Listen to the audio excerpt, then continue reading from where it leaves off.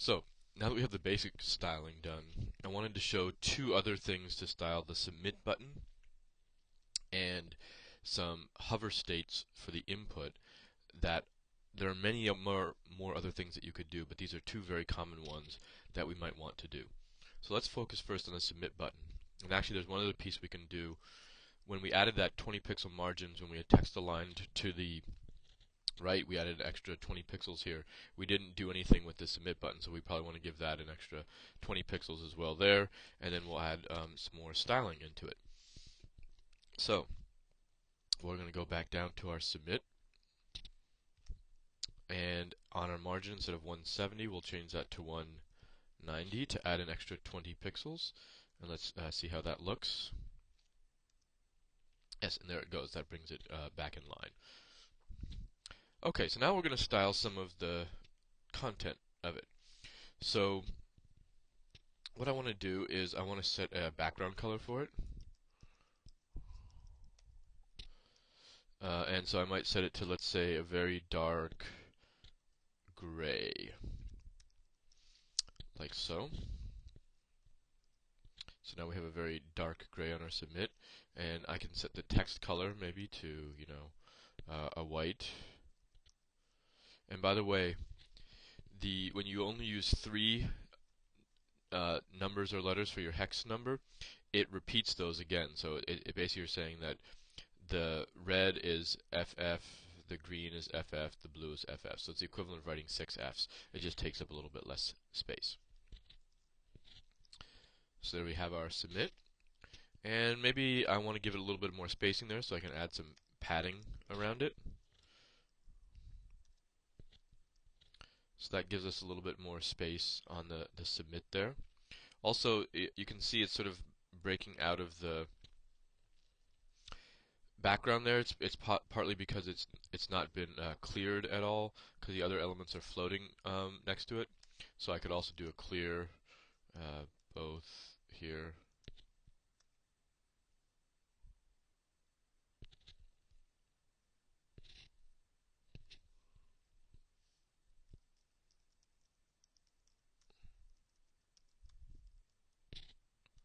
Add a float none to it, and so that makes sure that the excuse me, form element goes over the submit button as well if you're using a background color on the form element. So we just added a clearing to it and didn't float it, since we don't need to float this particular input. The other inputs, remember, are floated left. Okay, and let's do just one other thing. There's more you could do. I'm going to give it a border, 2 pixels solid, and we'll give it a black border, let's say.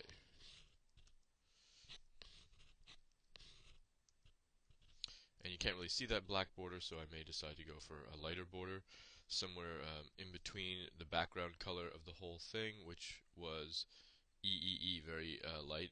F is white, so E is very close to white. And I don't know, let's say 9.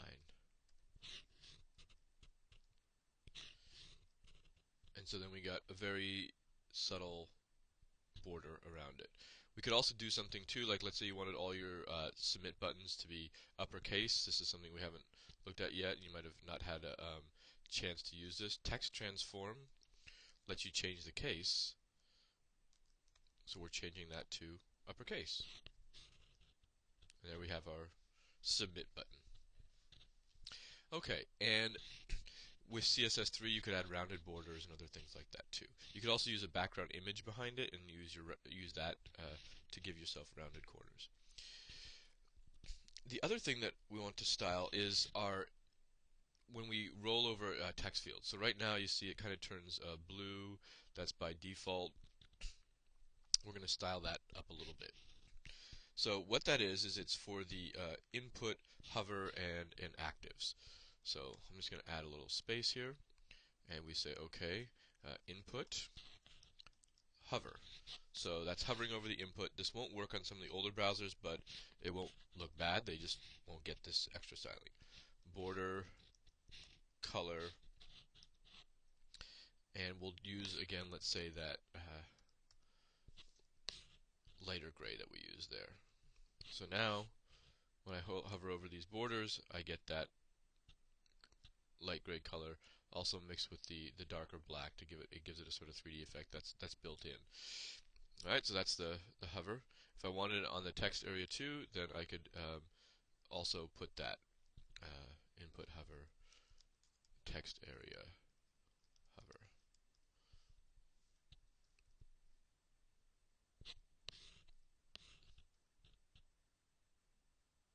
And sorry, I forgot. Text areas don't get the hover in the same way. Let's just leave it as input hover. All right, and for the next part, we want to style the input active and our input focus. So active is where you're editing something, and focus is when it gets to focus as an element. So for that one, we're going to do a different border color. We're just doing border colors now, and we'll make that the darker one. Let's say.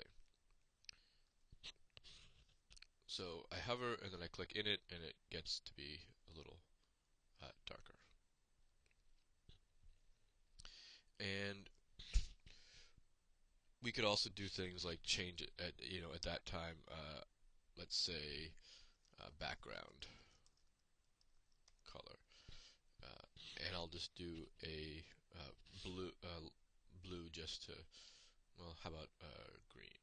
What's a nice light one? Pink.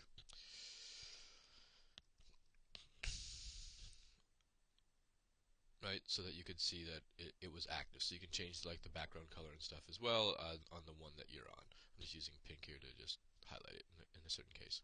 So those are two little things that you can do: styling your submit button and changing the input hover and input active. Border colors, background colors, something to make sure that people can see what they're clicking on and what they're going over.